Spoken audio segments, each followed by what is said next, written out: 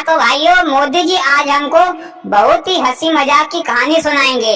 आपको कहानी सुनने में बहुत मजा आएगा और आपको कहानी से कुछ सीखने को भी मिलेगा। अगर आपको कहानी अच्छी लगे तो लाइक जरूर करना। तो चलिए दोस्तों, मोदी जी कहानी शुरू करते हैं। हाँ तो दोस्तों, ये कहानी है मित्रता में धोखा देना।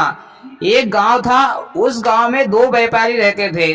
वे दोनों अपना अपना व्यापार करते थे और अपना अपना गुजारा करते थे, पर वे दोनों आपस में घनिष्ठ मित्र भी थे।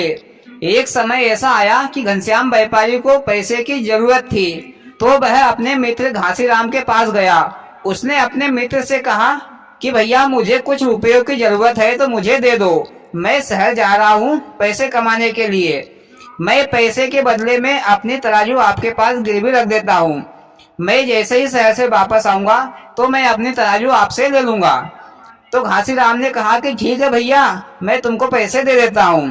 फिर घनश्याम उन पैसों को लेकर शहर चला गया। घनश्याम ने शहर में जी तोड़ मेहनत की और अच्छी खासी कमाई की। इसके बाद 2-3 महीनों के बाद घनश्याम अपने घर लौटा। घनश्याम ने शहर से जो भी पैसे कमा कर लाया था, उन पैसों से वह फिर से गांव में अपना व्यापार चालू करना चाहता था। फिर वह अपने दोस्त घासीराम के पास गया और अपना हालचाल बताया। फिर घनश्याम ने घासीराम से कहा कि भैया, मैंने तुम्हारे पास मेरी तराजू गिरवी रख कर गया था, वह मुझे वापस दे दो और अपने पैसे ले लो। तो घासीराम ने निराश होकर कहा कि मित्र, मैं कभी भी तुमसे झूठ नहीं बोलूंगा। जब तुम तराजू मेरे पास रखकर गए थे तो मैंने तुम्हारी तराजू को अपनी कीमती वस्तु समझकर कपड़े में बांधकर अलमारी के ऊपर रख दिया था। पर क्या करूं दोस्त, तुम्हारी तराजू को तो मेरे घर के चूहों ने 10 दिनों में ही खा पी के चट भजन कर गए। तुमसे ये बातें बोलने में मेरे को बहुत दुख हो रहा है। अगर मेरे को पहले पता होता कि तराजू को चूहे खा जाएंगे तो मैं तराजू को बड़े से लोहे के संदूक में रख देता। मेरे को तुम्हारी तराजू का बड़ा अफसोस हो रहा है। तो घनश्याम समझ गया कि उसका दोस्त उससे झूठ बोल रहा है, पर घनश्याम ने मुस्कुराकर कहा कि कोई बात नहीं दोस्त, ये सब तो चूहों की मर्जी। फिर घनश्याम ने कहा कि भैया, मैंने शहर से तुम्हारे लिए मिठाई लेकर आया हूँ, पर मैं घर पर ही भूल कर आ गया हूँ। तो तुम्हारे बेटे को मेरे साथ भेज दो, मैं मिठाई देकर तुम्हारे लड़के को वापस भिजवा दूंगा। तो घासीराम ने कहा कि क्यों नहीं, ले जाओ मेरे बेटे को।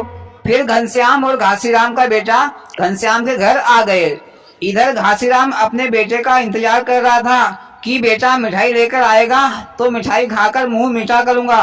पर सुबह से शाम हो गई, घासीराम का बेटा घर नहीं आया। तो घासीराम घनश्याम के घर पहुंचा और घनश्याम से कहा कि दोस्त, मेरा बेटा अभी तक घर नहीं पहुंचा, कहाँ है मेरा बेटा? तो घनश्याम ने उदास मन से कहा, क्या बताऊं दोस्त, हम दोनों घर आ रहे थे तो तुम्हारे बेटे को एक चिड़िया उड़ा ले गई।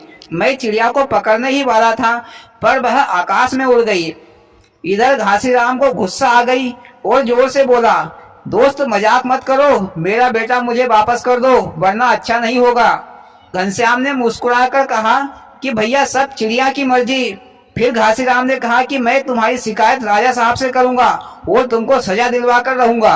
फिर घासीराम ने राजा साहब से शिकायत की तो राजा साहब के मंत्रियों ने घनश्याम को पकड़कर दरबार में पेश किया। फिर राजा साहब ने उन दोनों की अपनी अपनी बात सुनी तो राजा साहब भी आश्चर्यचकित रह गया और सोचने लगा कि चिड़िया भी लड़के को उड़ा ले जा सकती है और इधर लोहे की भारी भरकम तराजू को चूहे कैसे खा सकते हैं। राजा की समझ में कुछ नहीं आ रहा था। तो मंत्री ने कहा कि राजा साहब, ये दोनों झूठ बोल रहे हैं, मैं अभी दूध का दूध और पानी का पानी कर देता हूँ। फिर मंत्रियों ने सिपाहियों से कहकर 20-25 चूहे बुलवाए और एक लोहे की तराजू बुलवाई और एक पिंजरा भी बुलवा लिया। फिर मंत्री ने पिंजरे में तराजू और चूहे को बंद कर दिया और देखते रहे कि चूहे तराजू को खाते हैं या नहीं।